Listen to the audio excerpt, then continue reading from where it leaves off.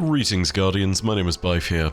Small disclaimer before any of this. If the audio is a little different from usual, I have a sinus infection. It's kind of gnarly. It's just if the audio is a bit different, let me be for this. I have more videos coming, and some of them have better audio because I've recorded them in advance. But yeah, for the next few videos, you might hear me being a little bit stuffed up. That's all. So, on to the actual topic of the video, which is about the Slayer Barons, because they are a major narrative element of this episode of Destiny's story. We take on this title as we fight the Revenant Scorn that have been deployed by Fikrul, but as it turns out, there is a whole load of lore that we can learn about them, and about the Eliksni generally, and it's all from a recovered account of a Slayer Baron who lived on Rhys in the time of the Eliksni Golden Age. So today, we're going to be diving into some of that and talking about the ancient lore from the Eliksni homeworld and getting our first real window into Rhys. For those of you who don't know the real context of all of this matters. We've never heard much about the Eliksni homeworld. For the longest time, the most we had of it was a few notes about how Chelchis, the Kell of Stone, stood against the Maw, and ultimately called out and said, "Where is the Great Machine? Where is the Great Machine?" And the Great Machine was not there. Now we actually have records of it. And what's even more cool is they do actually mention Chelchis, although she's not the focus of the story. Yes, she. I thought Chelchis was a dude for the longest time, but as it turns out, they never defined the gender up until now with these records. Anyway, this is the stuff we'll be diving into today, and it's going to be very exciting. Before we properly start though, I need to give you another little disclaimer and an update. A few days ago on Twitter, I noted that I was doing a sponsored video on the complete story of Dragon Age all the way up to Veilguard. It's pretty typical fare for the videos that I've done in the past, and that video is basically done, but the sponsors of the video over at EA and BioWare have asked me to delay that video until Dragon Age Day, which is December 4th. So in the meantime, you can expect some more Dragon Age lore content from me to release in the run-up to that video. There will be more content from other games too, but just so you know, the video has not evaporated into thin air. It is waiting to be released. It's just something where you sometimes have to comply with sponsorships and whatnot, and yeah, that's just the way it is. Plans on this one were changed, but that's okay, because ultimately it also means we're going to get a better video out of it too, because there are some other things that I can improve and tweak up with that. Also, while I'm here, big thanks to Joe and Liana for helping me out with regards to the narrative and production side of it. Their massive knowledge of Dragon Age and its lore has seriously helped, and I'm very glad for it. On that other note, by the way, if you're looking for other content from other games, yeah, other stuff is going to be coming along. There's going to be videos on stuff like Destiny. I have promised myself that I will take a look into Destiny Rising at some point and give you guys a broad overview of whether the lore is worth your time and what's going on with that game, and whatever else is going on. I'm also looking into a bunch of other games at the current moment in time as well. You can expect not one but 2 Monster Hunter videos. Yeah, I know, astounding. From none, which has been a somewhat requested topic for years now, to, hey, here's just some Monster Hunter lore. Enjoy. Yeah, it's going to be a weird one because, again, one of them is sponsored, but yeah, just keep all of that in mind. It's something that's coming along as time goes on. And there may be even more content that's being sponsored on Warhammer things. So we have a lot of stuff to talk about, not just in terms of the stuff that is really exciting recently, but from a whole bunch of different universes. And yeah, it's why it sucks to have this sinus infection. Anyway, enough delays of all of that. Basically, this is my way of saying sorry for the 3-week hiatus. I am getting stuff done now that I'm no longer buried in Dragon Age things. Yeah, I can actually start getting back to work on this and hopefully respect the voice as it heals a little bit. Thankfully, it's not so bad that I have to be constantly watching out for it. This is nothing like the Rona, so it does not leave me in this terrible place where I really cannot do anything. Anyway, so, let's talk about this. All this new lore about the Eliksni, about Rhys, about the Slayer Barons, about Eliksni culture that has been lost to time. It all comes from that new lore book, which is called The Garden Way. And to the narrative team, I have to say, hey, that's neat. This comes to us through the context of Ido translating ancient text into English from Eliksni records, and she even transcribes a few notes throughout the translations, so you can tell that context. It is a window into the perspective of a Slayer Baron apprentice that we actually get here.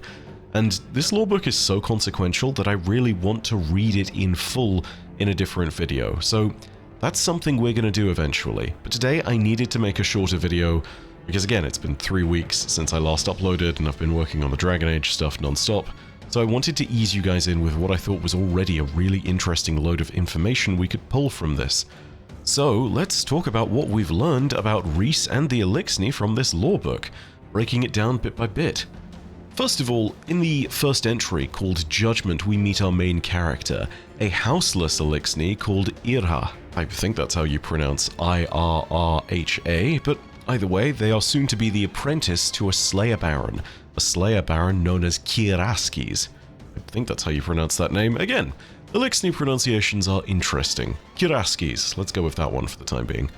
I guess that's our first note really though, which is not about Kieraskis, it's about Irha. Irha is a houseless fallen, and this does confirm that being houseless in the times of the Eliksni Golden Age was indeed something that happened.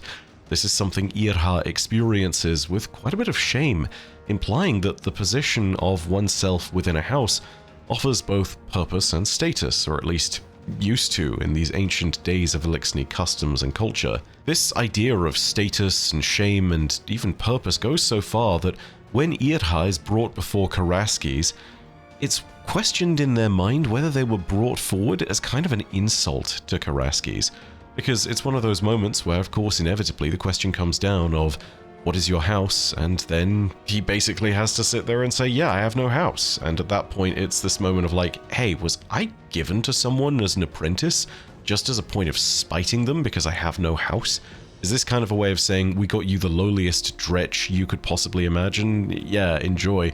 Have fun with that. Very interesting look into the potential culture of the Eliksni there. I'm not entirely sure whether that is the case, but that seems to be the thing I read from their interaction. Kieraskis is a harsh and blunt character, but her reaction to realizing that Irha is a houseless fallen in himself is just to say, we can't all be kings. It's a bit of neat character that tells us a lot about the transactions of house names and titles and purposes, and it also tells us a bit about each of the characters. Irha's constant notion of not being worthy and being very insecure in their own position, and Kieraskis' understanding that, to a certain extent, if you reach a purpose within society, the title doesn't really matter. As long as you have your uses and you understand what you're doing, then you are all effectively equal. It's an interesting concept to see explored within the Eliksni because their entire society that we've seen is stratified. So without the context and understanding of, this character is a dreg, or this character is a wretch, or this character is a captain, you don't really understand the lens through which the Eliksni live. The House of Light is a weird exception to this because they almost deliberately decide not to stratify their people. The only real differentiators is whether someone has a uniquely defined role in leadership, such as Ida or Mithrax being respectively the scribe or the Kell. It also brings up a very interesting note because, again, Kieraskis says we can't all be kings. And it makes me wonder if there's been some notion of how effectively some of the names of each of the fallen houses have been translated into English. In some cases, like with the House of Kings, maybe the name is pretty appropriate, but in other cases, like with the House of Wolves and Devils, I think they're totally not. Remember that the House of Wolves were a people of gentle weavers, and that implies that their role back in the ancient Eliksni society was very different. For starters, the Eliksni didn't even have wolves, of course. They had their own planetary fauna, but the more important point of all of that is to say that, back in the day, they were a house of gentle weavers that were probably more in a place within their culture where they would be responsible for clothing children within egg cloth, which is part of a tradition of Eliksni. Whenever a newborn is hatched, their egg shell is unwound and then woven back into fibers that can be used to clothe them. It's kind of an important cultural craft in a certain sense because it's seen as this touchstone by which the new generations are supported, and inevitably it's been impacted as the Eliksni had to flee to Sol. But again, it brings us to that bigger point. The House of Wolves and the House of Devils, they definitely did not get appropriate names according to what their culture was. And it kind of shows how humanity had an impact on the Eliksni, how the Eliksni observed human culture, and how many of them just ultimately saw the traditions of their house being abandoned and burned. We also learned that it was in this time of the Eliksni's history that the term drech, or dreg as we would call them, actually originated, and back in the day, this was a way of referring to an Eliksni as a houseless or useless individual. It does then make me wonder if the Eliksni's houses represented something different from what they are now. In this time of Destiny, and the years that preceded it, before and after the collapse, when the Eliksni had departed on the Long Drift, they sort of turned the houses into these roving pirate bands that just held to old heraldry. But back in the day, when Rhys was united and the Eliksni were all part of one civilization, maybe the houses represented kind of a caste system. It's on my mind, but it makes me think of Dragon Age and the Dwarven caste system. Of course, there are real-life parallels, but it makes you realize that, in both instances, those who are casteless or untouchables are at the very bottom of the rung. And that makes you realize that, yeah, that's exactly where the Drech, or Dregs, would be.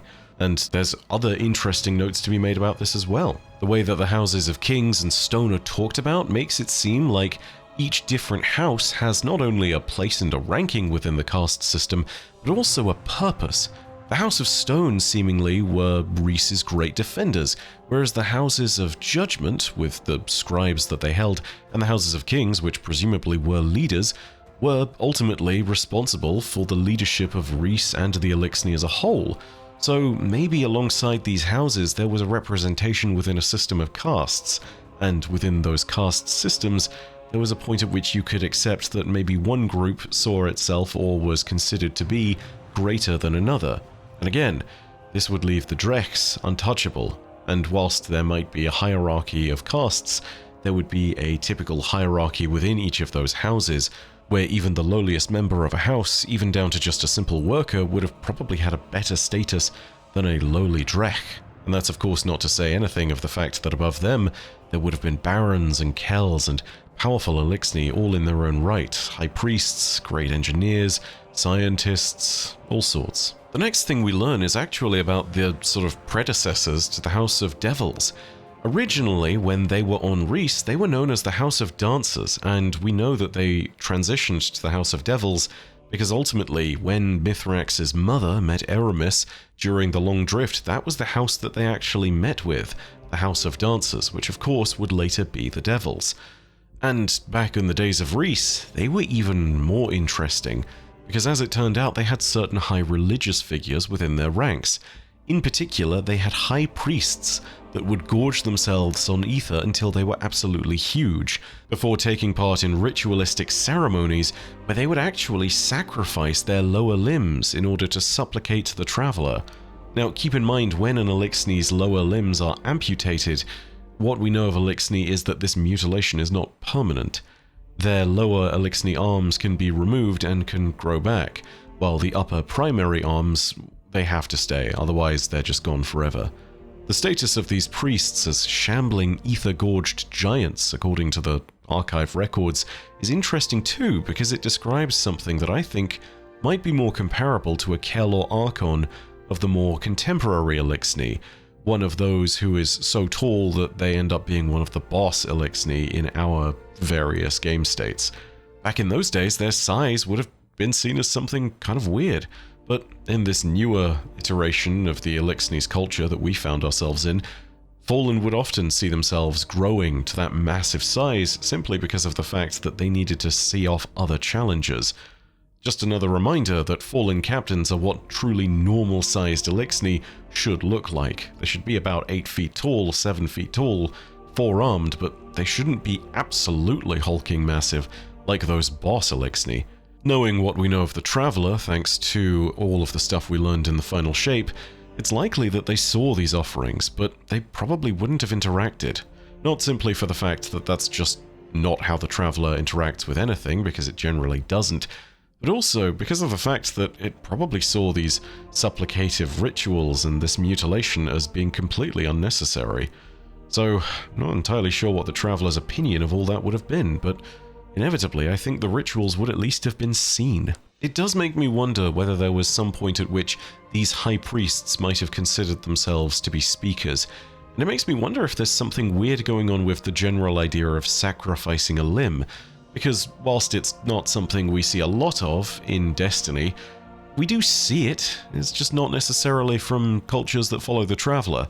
Yes, I'm thinking of the Kugu again and how they would sacrifice one of their limbs to a jaw beast so that they would have that symbiotic relationship where the jaw beast released nectar, all sorts of nonsensical stuff. It's just an interesting little thread. I don't think it leads us anywhere, but might be worth remembering. The third thing that we really learn is that at some point in the history of the Eliksni after the arrival of the Traveler, I think, there was a series of conflicts that the Eliksni went through that were known as the Edge Wars. The details of these conflicts are really not well established within the records, but at very least we can learn that in the time of Irha and Karaskis, there were supposedly many veterans of these wars, and there would have been tales and stories inevitably. According to Karaskis, the Edge Wars started as a result of fanaticism, as well as pride and ether thirst. Makes me wonder if that word ether thirst is kind of an equivalent to our own human term of bloodlust, or whether it's more about greed or gluttony. Ether is not exactly blood, but it is a life source for the Eliksni, some kind of compound that allows all the biology that you can find on Rhys to actually function. And then, of course, it makes you wonder, again, is that more akin to blood, or is it more akin to sustenance? Because that's kind of how it works for the Eliksni. Perhaps it's somewhere in between, because maybe it is the case of if you gorge something of ether, you yourself grow stronger. I don't know.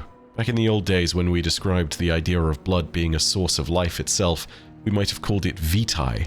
Maybe that's an appropriate terminology for this, but either way, the term ether thirst makes it seem like these wars were made partially for conquest as well. We can't tell much about them, but the ending to the Edge Wars might have had some interesting notes to them, as perhaps did their origins, given what we read in the first Judgment entry of that lore book. And I say this because as Irha is sort of turning up to the Palace of Judgment, where he's about to be assigned to the Slayer Baron, all of the flags of the different Eliksni houses are displayed on banners, and at the very center of it you can see the House of Kings and the House of Judgment banner, with a kind of pride of place right at the center on the promenade leading up to the palace. Irha notes that without these two houses, the unity of the Eliksni would not be possible, and it seems like such a fact has been culturally reinforced within Irha to the point where he says, "And we were not to forget it." And it makes you wonder if the Kings and Judgment were in a war and came to peace, or whether they brought peace to the whole of the species through some interventionist acts that ended the Edge Wars.